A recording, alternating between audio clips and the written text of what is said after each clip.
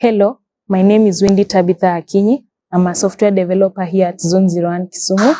I've been in the zone for a year now, and in the zone I've been able to acquire a lot of skills. Among the skills that I've acquired is learning new programming languages, which include Go, JavaScript, Rust, Python, and I've also interacted with frameworks like React and Django. In the module, I was able to do several projects, and among the projects, my favorite was called Real-Time Forum that uses Go and JavaScript. It enables users to be able to interact with each other in the platform, create posts, like, share, and comment on posts that others have made or their posts. Outside the module, I've also done personal projects, which included Biashara Track.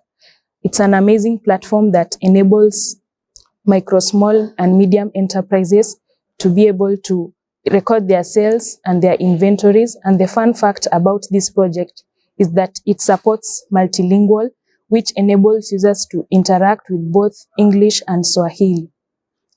If you'd like to check out my work, you can visit my GitHub pages, or if you'd like to collaborate, reach me out on GitHub at Wendy Tabitha, or if you'd like to communicate with me, you can reach me on LinkedIn at Wendy Tabitha.